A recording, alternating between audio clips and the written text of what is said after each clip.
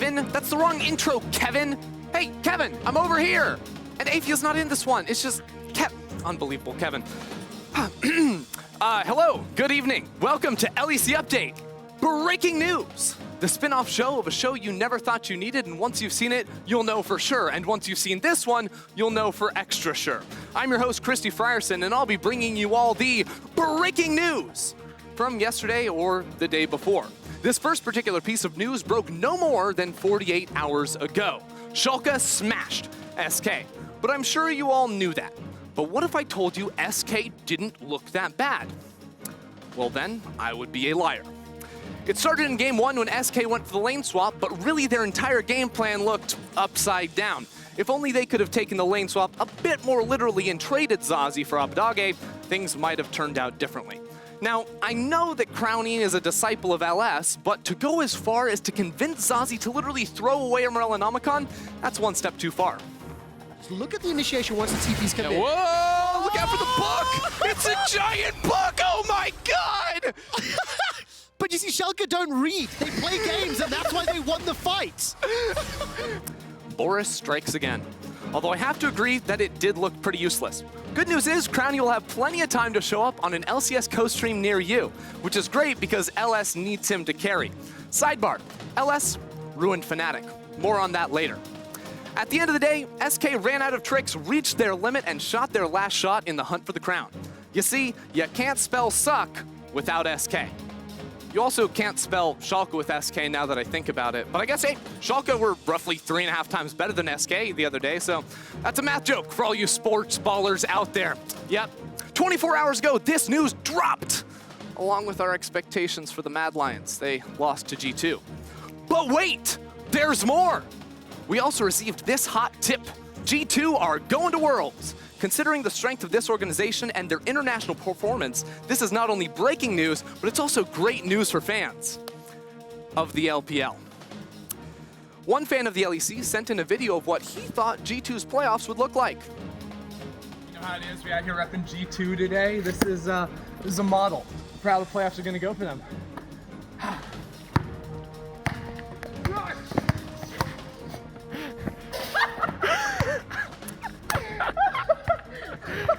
That's pretty accurate. Yep, sports ball. Kind of weird, but we like him anyway. Who asked? No, I asked. Okay, whatever. This just in. I'm being told we are 30 minutes away from Rogue versus Fnatic. So who do you think will win? Better yet, who do you think won? Frost and Rogue or Vedius and Fnatic? Let's check it out. 200 years to close out a game. I thought for a second OG was your name. You do like objectives, you don't like to fight. Wanna bore us to death, or is it just spice? L9, barely 9-9, dragged across the finish line in 50-50 for clear reasons. Coin flipped your whole season. Woo! Coin flipped your whole season. Yeah, who won? Let me know. Frost or Vedius? Frost? Yeah. Vedius. Ugh, I mean Vedius. Ugh. Sorry, that bit was unprofessional. It wasn't breaking news, it was crushing dreams. For LEC Update,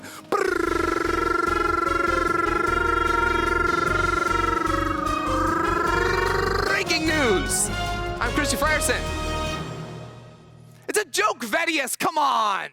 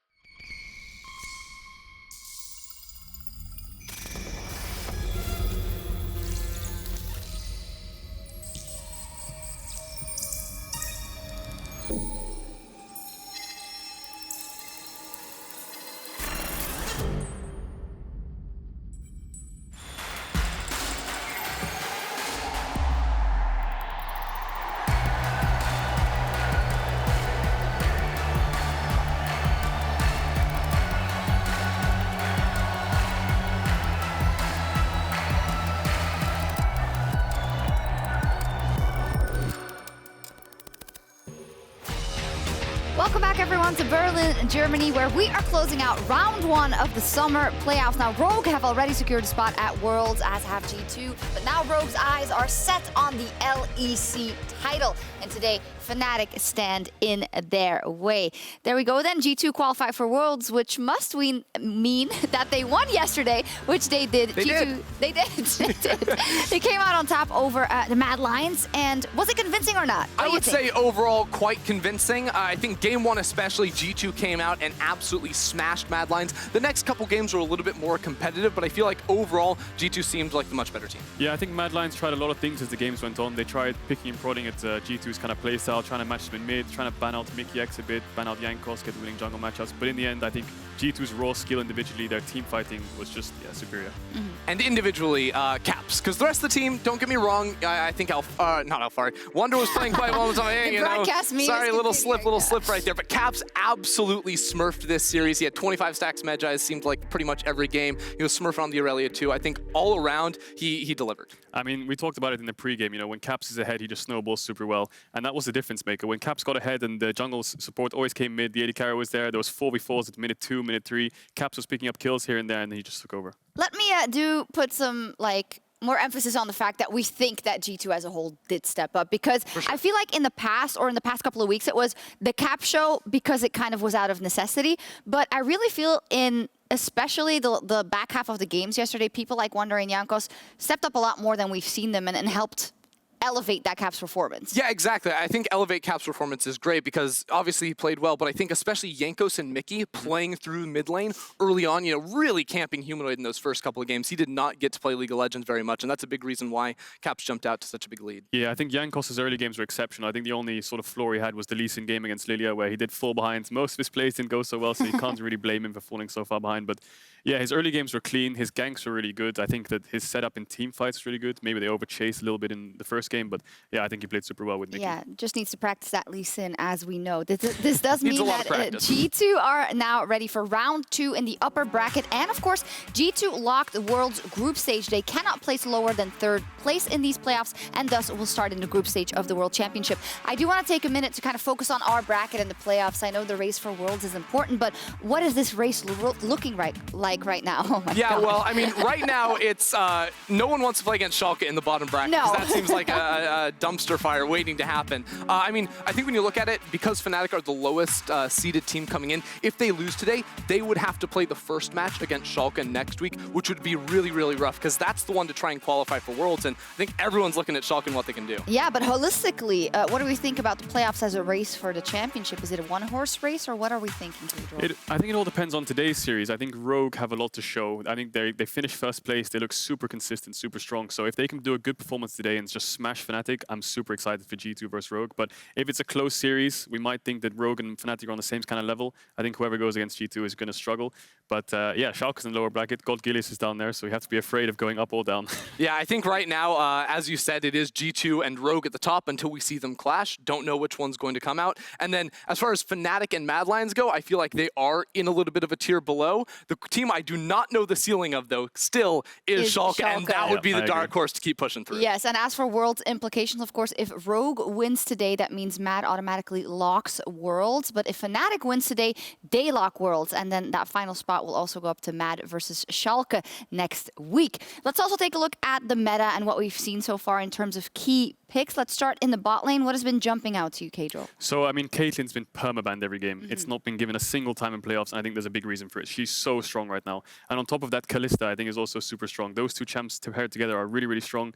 And I think that either you ban them on red side or you first pick them on blue side. And that's where we see champions like Senna start to pop up. I think we've seen a lot of crazy champions, especially like Crownshot was pulling out the late game scaling of a Jinx and a Kog'Maw. But to me, Senna is that go-to AD carry because she can do anything, right? Her laning phase is going to be super strong with her sustain and her ability to trade nicely with good pairings in the support position. And also, her scaling in teamfights can't really be matched in terms of the teamfight tools you give your team. Your frontline can't die because you have a million shields, you have a million heals, and she also pumps out a ton of damage. Yeah, exactly. When those two AD carries are down, Senna is the go-to. You saw yesterday G2 first picked it on blue side, first rotating it on red side when possible. And paired with Nautilus, it just has such a good lane, such a good team fight. And yeah, and then moving on to jungle, you've got Hecarim and Lilia. These two champs are tier one champs, I think. You saw Lilia being first picked, being banned out, Hecarim being first rotated. I think they're probably arguably the two strongest junglers as far as playoffs are concerned, I think Set is also up there with them, but I think these two are the best farming junglers right now. I think the question is, is the team you're playing against capable of smashing you through the early game?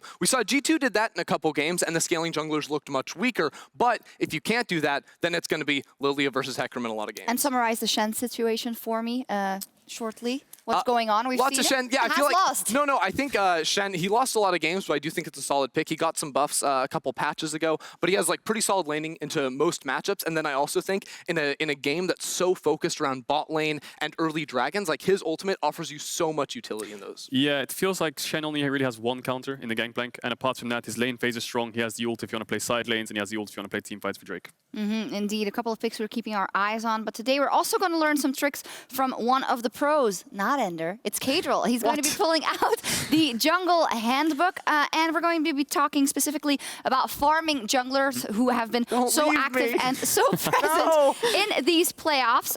First off, Caedrel, as you're going to break it down for us, tell me which champion specifically are we looking at here? So you can see on screen here, you've got Hecarim, Nidalee, Lilia, Nocturne, and Kha'Zix. There are a few other farming junglers sort of out of the meta. You've got the Echo, the Karthus, and stuff like that.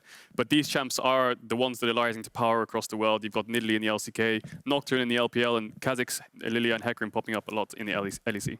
What do these junglers provide for a team? So the strength of the farming jungler is, it's obviously, I think if you just keep farming, level 6 or even your jungle item spike is the key. You can see the clear is so quick. You can do raptors really fast. You can do all these AoE on the camps a lot. So you can pick up the camps really quick. And I think that once you hit 6 and you got your jungle item, you're so strong in team fights. You're so strong in 1v1s, and you just provide so much more than these early game junglers. Sounds all like good news to me, but there must be some weaknesses as well. Yeah, obviously there's a big weakness to farming junglers. First of all, they don't have a lot of CC. And if you don't have a lot of CC, you can't gank. So they're kind of stuck in their jungle. And also their kits are really weak in the early game. So if you do get invaded or you do get slowed down, like the farming junglers like to grow exponentially, you know, keep the farm up, get faster and faster and faster. But if you get slowed down, you fall behind quite quickly.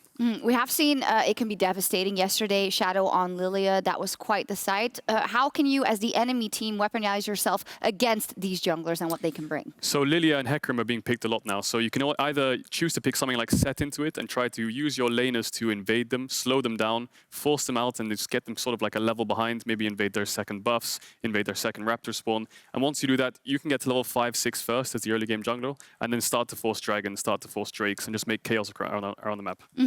What if everything's banned out and you can't counterpick? Well, Set is quite a common ban, so you could also just opt into going for farming jungler yourself. You know, you can just pick up the Kha'Zix, you can pick up a Nocturne into sort of like the Hecarim. You can just keep going for the alpha farm. And I mean, as we see in this clip here, Jankos just goes for the mid gank onto Humanoid, flashes on him. Even if Humanoid doesn't really die here, the whole concept is so good because Caps will always have the push now. Luckily, they get the kill, so when it comes to level 3, Caps has the push on Humanoid, which is kind of uncommon in this matchup, and is able to sort of give Jankos a favor in a buddy system. Now I'm going to gank your jungler for you. So he pushes Shadow out, Jankos gets the second Raptor respawn, and not only is he already a level ahead, he's going to get even further ahead. And that's the buddy system, just helping each other out to snowball the game. You also wanted to look at an example from FlyQuest's win over C9?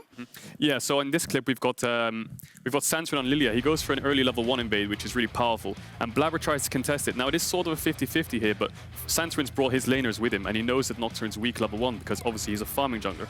So now that Blabber lost the Raptors and he gets forced out, and he actually dies, Sandstorm takes his red buff, and now he's already 2 camps down running from base. And now Solo's ward, you can see on the top side of the map, is just next to his blue buff, and Sandstorm doesn't see him, so he runs through mid, brings his friend, the buddy system's inactive again, is here again, brings Power of Evil with him to the blue. They see Blabber started, and he has no flash, and I think if it was just a pure 1v1 here, I think obviously Sandstorm could win with the red buff, but just having Power of Evil for that safety is so important, and now Blabber is 0-2, no buffs, level 2, he's out of the game. TLDR, these junglers can be incredibly strong, but as we saw also with Lilia, you do have to watch out. You have to have a plan. You can't just run in and not track the enemy jungler, because that's going to go bad for you. You have to be very careful with these farming junglers. You need a lot of setup on your lanes. Things like we saw yesterday with Mad Lions, Camille Galio with the Lilia. It provides so much engage, so much frontline, and it's not so much volatility. I think if you have volatile lanes and you have these farming junglers, it's really hard to help them out because you need the resources. So you need sort of self-sufficient lanes, things that can just play on their own, keep the push, or just play safe. All right, thank you so much for that. We'll look out for those junglers today. And while the LEC playoffs are well underway, over in the LCK, they just closed out their regular season. Here's Laure with our international check-in. Thank you very much, Sjokz. And Wadid, I know you had a long day already at the broadcast, but thank you very much for taking the time to drop by today. It's really good to see you. So, I mean, I don't care if it's like tired schedule. Yeah, it's been a long time. I mean, you keep on shining on the broadcast, so thank you for coming here and giving us some insight about the playoffs, because you guys just wrapped the regular season here, and we're going to take a look at the bracket here, because we will have T1 facing FLICKR Freaks in the round 1, and then the winner will face Gen.G, who will face Dragon X, and who will face Damwon in the finals. Now, I know we talked to Ashley quite a while ago about the regular season as a whole, but do you see any surprises when you look at the bracket as it is right now? I felt like DRX is kind of far down, but actually they stayed in the second place, so it was quite impressive. But at the same time, their performance is not on point right now, so there is a lot of worries going on. But I think especially T1 comeback was the point, because with the new mid laner, they are popping off with their performance right now, so it's pretty impressive. It is something that I will mention a bit later, the fact that FLICKR is missing right now. But before that, yeah, you were mentioning the fact that Dragon X looked a bit shaky lately over the past few weeks. I know that Damwon absolutely dominated the season, and Gen.G looks strong as well. So what can we expect when it comes to playoffs here in Korea? Yeah, I mean, DRX, the reason why they're shaking is that they tried too many tryout picks, and that kind of ruined their consistency, in my opinion. And I mean, I won't say it's a bad thing, but it's CV Max Classic, you know. You remember Talia Pantheon 3 games in a row in the finals when it was Griffin time, right? So, I mean, I won't say it's bad again, but I cannot like predict them to be in the finals and like those kind of things happening, you know? All right. Well, not counting FLICKR Freaks out, but I remember that Ashley tweeted something about the fact that we will have T1, Gen.G, Dragon X, and Damwon, but only 3 teams will get to go to Worlds. So who will it be? Oh, I mean, it's really hard to not think about Damwon Gaming, but maybe 2 teams are going to be really close. And I think it's going to be probably Gen.G and Plus, or T1 and DRX, but it's really hard. I think, yeah, I would really want to see T1 versus DRX, especially in the playoffs. And I think it is going to... I don't think it's going to happen, though, because Gen.G is going to win it. So. Oh, okay. Nice predictions here. But okay, let's come back a bit on T1. You were mentioning Closer. He's been doing fantastically with T1. We saw that this morning FLICKR played during game 2. He went back on the bench for game 3. So what's going on here? Do you have some insights? That's really spicy, yeah? Spicy topic, obviously. But anyways, it feels really bad for FLICKR, but the game 2 was not on him. But the thing is, when Closer is in, every single players in T1 is completely changed, you know? Like they're proactive, they're making so many proactive plays, and maybe like different atmosphere or different draft plan. I'm not sure, but the truth is, when Closer is in, T1 looks better. So, I mean, still question mark on his champion pool, but for now, I'm pretty sure Closer is gonna play playoffs for now. All right. Well, thank you very much for all these answers and insight. And before I let you go, tell me one team you want to cheer for in the LEC, if you had to pick one. I mean, Rogue is my ex-team, and Fnatic is my old rival, right? But for now, I'm not G2 player anymore, so I wanna support for Fnatic because I love Reckless and Hylissang. All right, Fnatic, Reckless, and Hylissang. Wadid, thanks again for the interview. And for more on the game today, actually, let's send it over to Sjokz. Thank you very much, Laure. I do want to take a second just to talk about, the possible Worlds implications. As said, possibly T1 not at Worlds, but they do seem to make it more often than not. Also from the LPL, top esports qualified, so that means we're finally going to get to see Knight on the international stage. Finally. I'm just ready for this. I feel like Knight versus Cap's a matchup I would love to see break out. Probably can't happen if they're both first seeds, but that is something that I feel like everyone, if you're looking at Worlds, you have to look at that matchup. I mean, top looks so strong. You've got Knight in the mid lane. Karsa seems to have stepped it up so much in the last couple of years, and then you just throw in JackeyLove, the world champion, and Invictus Gaming aren't even there anymore, so yeah, he's just going to take over. Yeah, JackeyLove's story is so incredibly impressive. Also, JDG, of course, qualified earlier today. And a fun fact, because FlyQuest and Team Liquid qualified from the LCS. Also, Ignar, Hansama, and Power of Evil, who all played for Misfits during Worlds 2020. 2017 are now all going to return to Worlds. That is so cool. That's a throwback. I love it, especially seeing it from the other side. You know, this was the team that almost took down SKT. It began the downfall of the LCK as an entire region, so EU and LPL could get on in there. But yeah, seeing these teams play against each other is going to be a lot of fun. It's going to be a lot of hype, but Rogue could, of course, be facing these teams at Worlds 2020. And tonight, they will take on Fnatic in the LEC Summer Playoffs.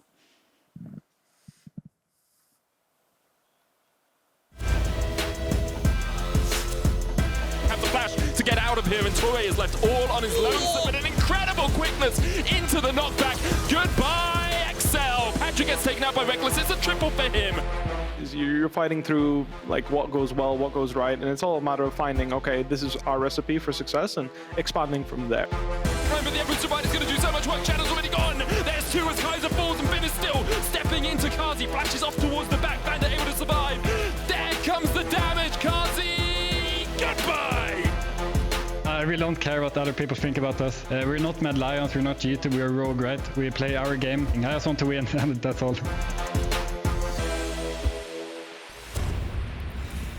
There we go, Rogue versus Fnatic. And Rogue, they ended last in the first LEC season back in 2019. And now they are first seed heading into the LEC Summer Playoffs. Crazy stuff, and what a growth from that team. Yeah, I love the Rogue story. I mean, Larson and Finn are two players I actually played with on my first team in Ninjas in Pyjamas a long time ago. And the fact that this roster's been together since the Academy days in Rogue Academy 2019, the start of spring, there were 4 out of 5 of the players were all together on the same roster. Yeah, and the insane thing was they came in and last year almost made Worlds. They were 4th place in Summer, but this year completely turned things around, only elevated themselves on top of that. You say 4 out of 5 were on the same team. Now 4 out of 5 were on our second all-pro team. So it's not like this is just the teamwork team. They're also stacked with talent. Yeah, they're fantastic. We're going to go deeper into their playstyle in just a second, but they're always underestimated, but they still are #1, and they're up versus Fnatic. For Fnatic, it's a bit of a different story. It was really a fall from grace, I think, this season for the lineup. I mean, Fnatic, after, you know, getting sort of demolished by G2 in finals last split,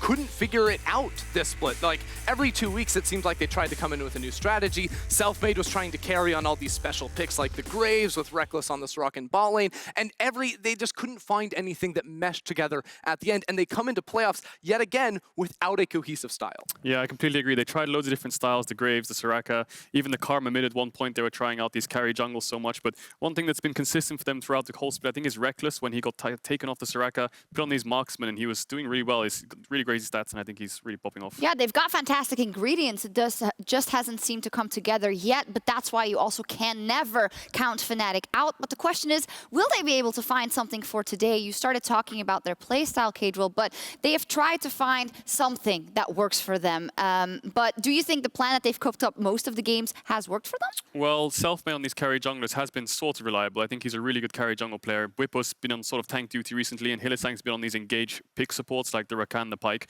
The playstyles are coming together pretty well. I like Rex on the Senna a lot.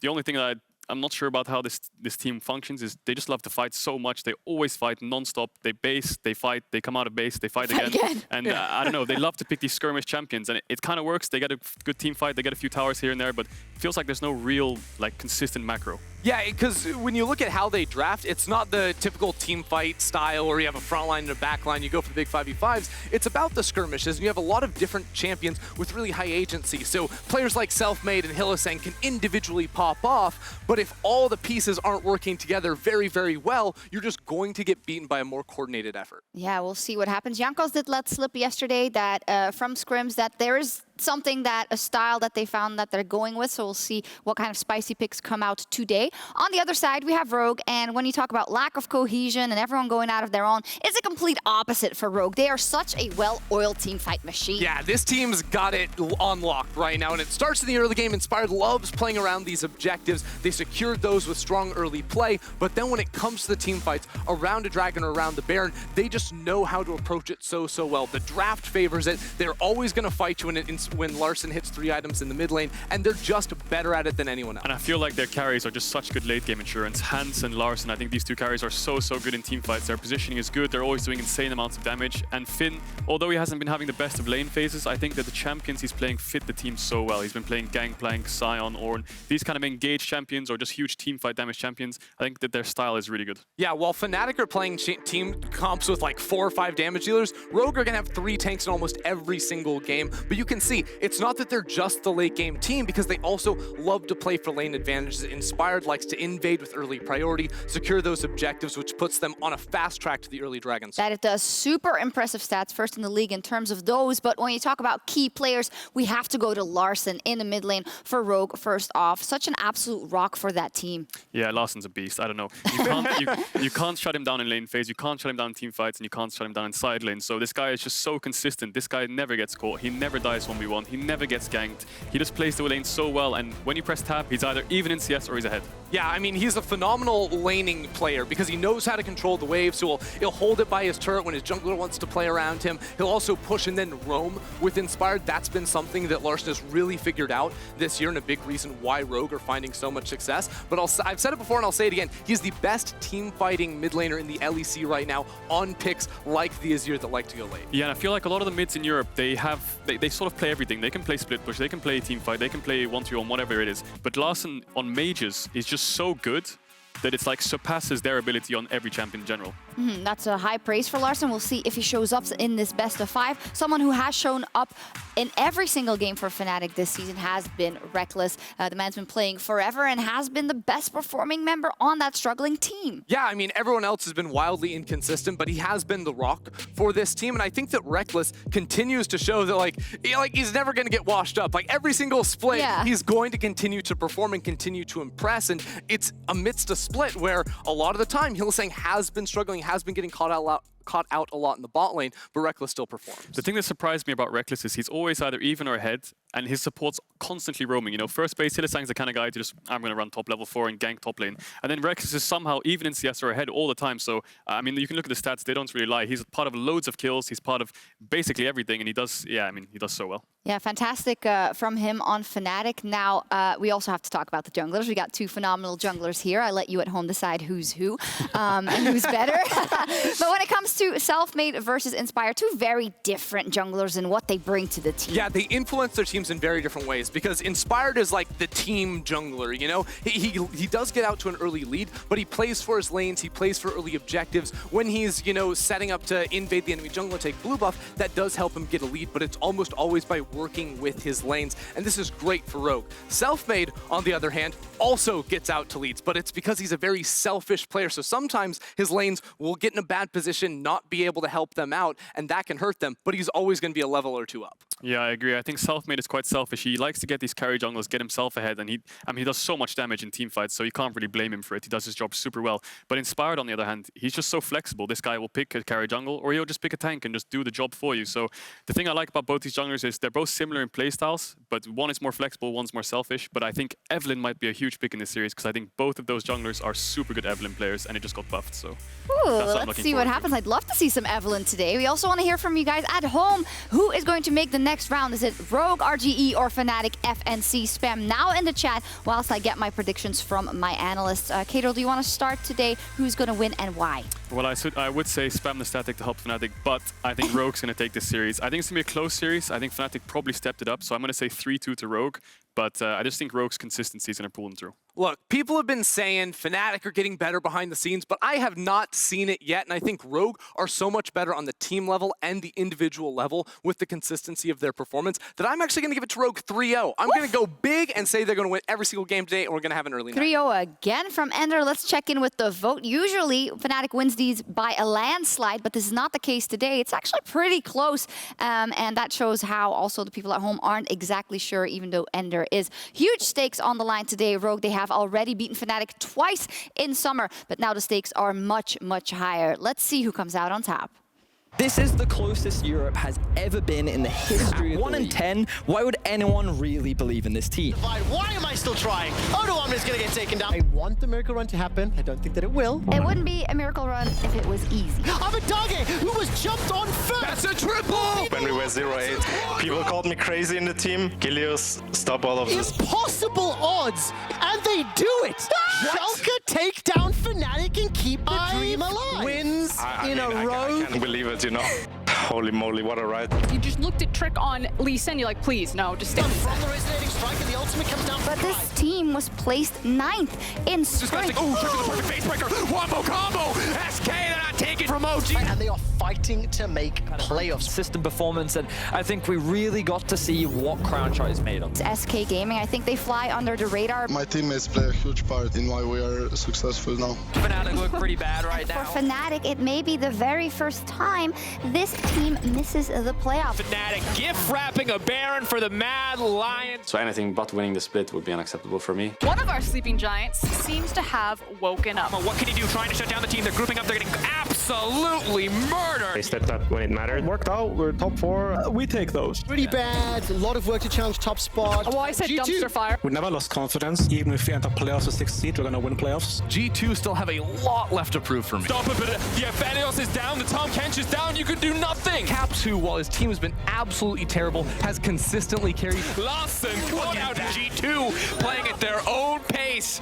Tempo, tempo, tempo. Hey, remember when we said that G2 wouldn't win finals in spring? Yeah. And then the night before they come in and just absolutely smash Fnatic? It feels like we are slightly back. Now Jumbo gets one, but Genix is going to answer it. And this is it. The show has been stopped for Mad Spring Lions. Split, when we talked about Mad Lions, we said they have their single play style. Mad Lions are super scrappy, always trying to innovate and to find different and interesting ways to attack you. Defensively, Shadow! That's the god that works! He got him! They should be one of the best in Europe right now. And Kaiser, this boy is so clean. We as a team just work really well together. Winning the LEC would mean we are actually the best. Where a lot of the teams around Rogue are saying, I'm not worried about them, I'm not scared. Running forward, he's got a black shield, eyes on Crownshot, he's throwing so much down. Larson taking a lot of damage. I think the Rogue have a lot going for them. Rogue have made significant improvements. It's really good that I'm playing well and that my team is playing well. Yeah, we're gonna aim to win the split, right? But what an incredible call! Rogue have done it! Rogue, ladies and gentlemen, will be the first team to qualify for Worlds. This is the closest the league has ever been, just ever. All freaking summer, we've been sitting here going, we think we know what's going to happen, and then we get surprised. This has been a crazy season, one for the history books. Came from. Never forget what you went through. Never forget all the work that you had to put in just to get where you going to. Don't let nobody come sit at the table that ain't trying to help out the whole crew. You know that most people just trying to link up because they want to take everything from you. Running it up, no looking back, making them plays, that is a fact. I'm on the way. Part of the grind is coming up strong and no coming back. Stay on the way. Don't get in the way because we bringing pressure. It ain't no slack. Stay on the grind. Stay on the grind for that masterpiece. Running it up. I'm going strong, not here to play. That is a fact. Stay on the move. Part of the grind, never give up. Ain't going back. Stick to the plan. Stick to the plan. Bringing that pressure. It ain't no slack. Stay on the